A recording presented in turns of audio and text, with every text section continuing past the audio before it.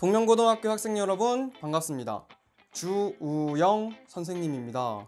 자, 여러분, 세상에는 눈에 보이는 영역, 눈에 보이지 않는 영역 이렇게 나눠져 있죠.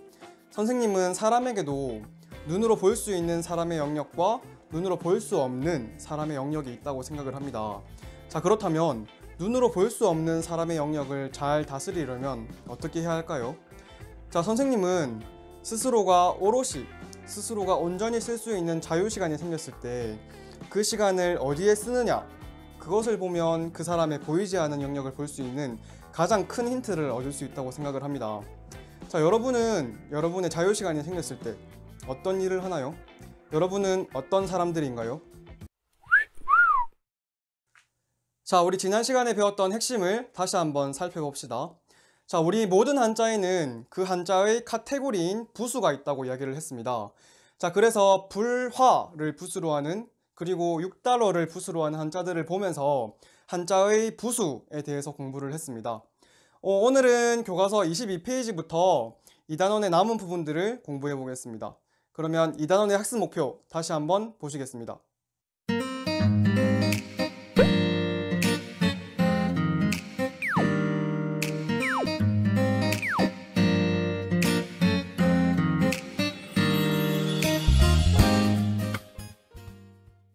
자, 우리 교과서 22페이지 하단에 있는 똑똑한 지식 이 부분부터 학습을 이어나가 보겠습니다. 자, 첫 번째, 부수와 자전찾기라는 부분이 나옵니다. 자, 부수는 우리 지난 시간에 이야기했던 것처럼 한자를 자전에서 찾을 때 기본이 되는 글자들입니다. 교과서 왼쪽에 있는 글자들이 모두 고기 6을 변형한 6달어를 부수로 하는 글자들이죠. 자, 그 다음은 자전찾기라는 코너가 있죠. 자, 자전을 찾을 때는 부수, 총획, 소리 등등을 이용하는 방법이 있습니다. 자, 옛날에 한문을 공부하시던 분들은 두꺼운 사전을 들고 다니면서 일일이 천천히 글자들을 찾으면서 공부를 하셨어요. 자, 그래서 그분들의 깊이나 내공이 어마어마하겠죠. 자, 지금은 많은 사람들이 한자를 찾을 때 컴퓨터 기반 매체들을 활용하죠. 선생님도 네이버에서 제공하는 한자 사전을 주로 쓰는데, 자, 이번 시간에는 네이버 한자 사전을 활용해서 한자를 찾는 법을 한번 알아보겠습니다. 자, 여러분, 모르는 한자가 나왔을 때 네이버 한자 사전을 이용해서 글자를 찾는 법, 지금부터 3가지 알려드리겠습니다. 자, 첫 번째 방법은 여기 있는 필기인식기에 들어가서 그냥 보이는 글자를 쓰는 방법입니다. 자, 선생님의 성, 붉을주를 한번 써볼게요. 자, 이렇게 붉을주를 쓰면 옆에 붉을주 모양이 나오죠. 이걸 눌러서 들어가면 붉을주 이렇게 글자가 나옵니다. 자, 두 번째 방법은 자, 여기 사진을 찍을 수 있는 기능이 있어요. 이 버튼을 누르면 사진을 찍을 수 있는데, 선생님 이름 사진으로 찍고, 자, 알고 싶은 단어를 문질러 주세요 라고 밑에 나오네요. 문질러 볼게요. 자, 문질렀습니다. 주. Nope. 왜 2개밖에 안 가르쳐주지? 자, 아무튼 이렇게 두 번째 방법. 그리고 세 번째 방법은 이렇게 PC 버전에 들어가서, 자, 여기 보면 모양자 찾기라는 게 있죠. 이게 선생님이 지난 본강의 학습 때 말했던 부수를 통해서 한자를 찾는 방법을 여기서 사용할 수 있어요. 자, 지난 시간처럼 갑자기 여자친구가 불에 관련된 한자를 공부해 볼까? 그러면 불은 사획이니까 사획에 들어가서 불화를 찾는 겁니다. 불화 들어가면 불에 관련된 한자들을 쭉 만날 수 있죠. 자, 여기까지가 네이버 자전을 통해서 글자를 찾는 방법입니다. 자, 그 다음 똑똑한 지식의 2번, 필순의 일반적인 원칙이라는 부분이 나오네요. 자, 지금은 대부분의 사람들이 글을 쓸 때 연필이나 볼펜을 사용해서 글을 적죠. 자, 그런데 연필이나 볼펜이 없던 시절에는 사람들이 붓을 이용해서 글을 적는 경우가 많았습니다. 자, 혹시 붓을 이용해서 글을 적어본 친구 있습니까? 자, 볼펜이나 연필은 글을 막 아무렇게나 써도 그 연필심의 끝, 그리고 볼펜심의 끝, 이 부분이 변하지 않죠, 모양이. 자, 하지만 붓은 쓰는 방향에 따라서 쓸 때마다 그 붓 끝의 모양이 막 변합니다. 자, 그래서 이 필수는 자, 붓 필자의 순서순인데요. 붓을 사용해서 한자를 적었을 때 붓 끝의 모양을 최대한 안정적으로 유지할 수 있는 획순, 그 획순을 설명해 놓은 겁니다. 자, 그래서 지금은 이 획순에 너무 얽매일 필요는 없어요. 그냥 이런 것들이 있구나 정도로만 알아두시면 되겠습니다.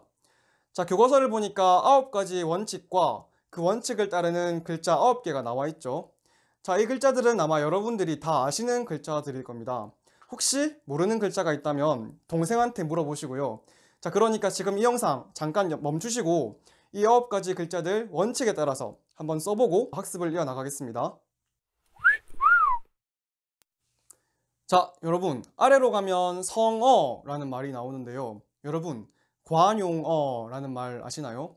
자, 습관할 때 관자, 그리고 사용할 때 용자를 써서 관용어라고 하는데요. 자, 습관적으로 쓰는 말이라는 뜻이겠지요. 우리 친구들 유행어 많이 쓰잖아요. 예를 들어서 J, M, T, G, R, 또 뭐 얼죽, 아, 뭐 이런 말들 많이 쓰는데 이 말들은 사실 이 말 자체만 놓고 이해하려고 하면 뭐 무슨 말인지 도통 이해하기가 어렵죠. 자, 하지만 사회 속에서 이 단어가 이 단어들에 대한 보이지 않는 합의가 일어나고 습관적으로 특정한 뜻으로 쓰다 보니까 우리가 그 뜻을 이해할 수 있게 된 겁니다. 자, 이 성어도 마찬가지입니다. 특히 역사, 문화, 뭐 신화, 전설, 고전 등 옛 이야기에서 유래한 성어들을 고사성어라고 하는데 이것들이 모두 옛날 사람들이 쓰던 J, M, T, G, R, 얼, 주, 아 이런 말들이에요.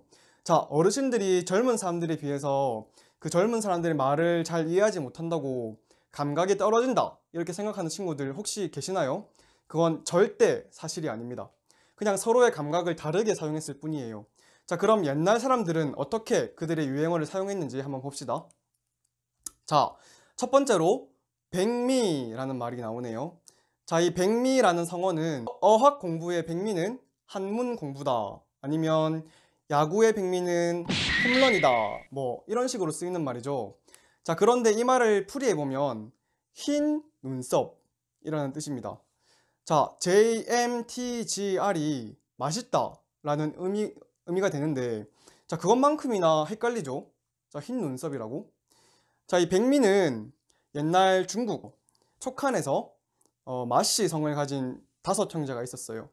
자, 그 중에 눈썹에 흰 털을 가지고 있던 마량이라는 사람이 있었는데 그 마량이 5형제들 중에서 가장 기량이 뛰어났습니다. 자, 그래서 그 마량의 흰 눈썹을 일러서 유래한 성어가 이 백미라는 성어입니다. 자, 또 그 옆에는 기우라는 성어가 나오는데요. 자, 선생님 어렸을 때 아주 어렸을 때 할아버지 할머니가 태국으로 여행을 가셨어. 비행기를 타고 여행을 가신다고 말씀하셨는데 선생님이 그 전날 잠도 못 자고 펑펑 울었던 기억이 있습니다. 만약에 비행기가 추락하면 어쩌지? 자, 그게 너무 무서웠거든. 자, 물론 뭐 조심해서 나쁠 건 없지만 이런 걱정들을 우리는 기우라고 합니다. 자, 이 단어도 풀이를 해보면 나라 이름 기와 걱정할 우라는 한자들이 모였는데 단어의 뜻만 가지고는 도무지 속뜻을 알 수가 없죠. 자, 이 말을 설명하면 옛날 중국 기나라에 살던 사람이 잠을 자려고 누웠어요. 잠을 자려고 누워서 하늘을 보는데 갑자기 하늘이 무너져서 나를 덮치면 어쩌지?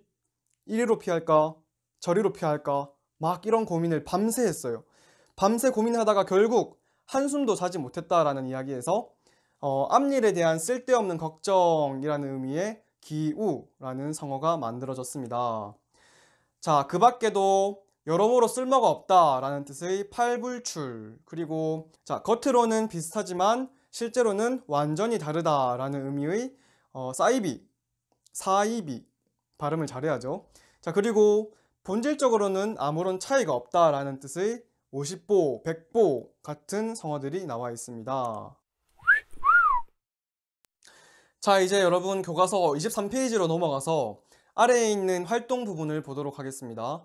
자, 첫 번째 글자부터 봅시다. 첫 번째 글자는 칠판이네요. 자, 두 글자 모두 글자 속에서 나무 목자가 보입니다. 자, 그래서 앞에 있는 글자는 여러분 나무 중에서 온나무라고 아시나요? 이 온나무를 넣어서 닭백숙을 끓이면 오딱 이렇게 맛있는 음식도 있는데, 그래서 그 온나무라는 뜻의 온나무 칠자입니다. 자, 그런데 이 온나무는 색깔이 살짝 검은빛이 돈다고 해서 이 글자를 검다라는 뜻으로도 사용을 합니다. 자, 그리고 그 옆에 있는 글자는 나무로 만든 널빤지나 판때기를 의미하는 널빤지판입니다. 자, 그래서 검은 널빤지라는 뜻이 되어서, 자, 뜻이 조금 바뀌어서 선생님들이 판서를 하는 그 판, 칠판이라고 부르죠. 그 칠판이 됩니다. 자, 두 번째 글자는 결석이네요.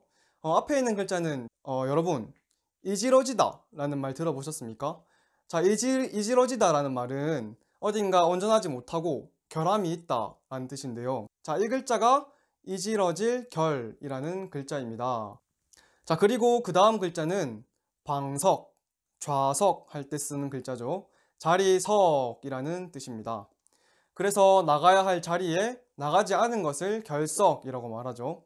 자, 결석이었습니다. 자, 세 번째 단어의 첫 번째 글자는 가르치다 라는 의미의 가르칠 교입니다. 그리고 두 번째 글자는 가구, 도구, 뭐뭐구 할 때 쓰이는 도구 구자입니다. 자, 그래서 학생들을 가르치는 데 쓰는 물건이라는 의미의 교구라는 단어가 완성됩니다. 자, 그 다음 글자는 분필이네요. 가루 분자에 붓필자를 씁니다. 자, 칠판에 글을 쓰는 분필은 여러분이 잘 아시는 것처럼 고운 입자들로 되어 있죠. 자, 그래서 가루붓이라는 의미의 분필이라는 단어가 완성됩니다. 자, 그 다음 단어는 우리 모든 친구들이 원하는 그것, 바로 장학금입니다. 장려하다 할 때의 장자가 쓰였네요. 자, 그리고 그 다음 글자는 소집일입니다. 자, 학교나 단체에서 구성원들에게 여러분 몇 월 며칠 날 학교로 오세요 이렇게 불러 모으는 날이 소집일이죠. 그래서 말 그대로 부를 소에 모을 집자를 써서 소집일이라는 단어를 완성합니다. 자, 마지막 글자는 대청소입니다. 클, 대, 깨끗할 청, 그리고 빗자루로 바닥을 쓸다 할 때 그 쓸 소자를 써서 완성합니다. 대청소. 자, 지금까지 교과서 23페이지의 내용을 공부해 봤고요. 자, 이제 그 다음 교과서 24페이지에 실력을 키우는 평가 이 부분이 나옵니다. 자, 이 부분도 영상을 잠깐 멈추시고 여러분이 먼저 한번 풀어보는 시간을 가지겠습니다. 자, 첫 번째 문제부터 보겠습니다. 첫 번째 문제는 다음 조건을 모두 만족하는 한자는 무엇일까요? 라는 문제네요. 자, 첫 번째, 남자친구가 이야기를 합니다. 음은 간과 같아.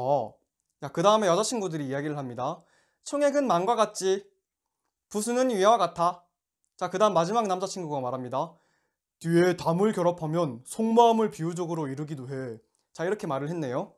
자, 첫 번째 친구가 말한 글자는 사이간이죠. 그렇다면 음은 간이고, 자, 두 번째 친구의 글자는 잊을망. 그래서 잊을망은 총 7액입니다.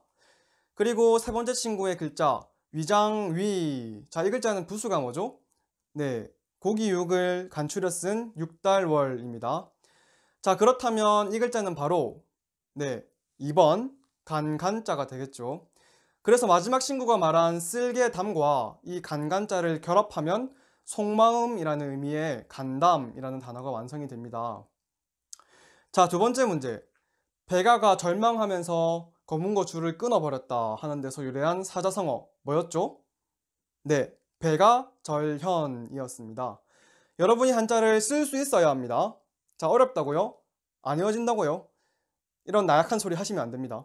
자, 선생님이 나중에 실제로 여러분들 만났을 때 진짜 누구나 하면 다 된다는 걸 보여드리겠습니다. 실제로 뭐 영어든 수학이든 한문이든 뭐든 하면 다 됩니다. 자, 오늘의 마지막 문제는 짧은 글짓기네요. 간담상조라는 사자성어를 활용해서 각자 짧은 글을 지어서 교과서의 빈 곳을 한번 채워보세요 하는 문제입니다. 자, 이 교과서의 빈 곳을 여러분이 직접 여러분의 지성을 사용해서 채워보시길 바랍니다. 자, 여러분 이번 시간에는 2단원 정답고 진실한 사귐 이 단원을 마무리했습니다. 자, 다음 시간에는 3단원 미래를 준비하는 자세 이 단원을 학습해 보도록 하겠습니다. 자, 여러분 그러면 오늘도 고생 많으셨고요. 저는 다음 시간에 또 최선을 다하는 모습으로 뵙도록 하겠습니다. 감사합니다.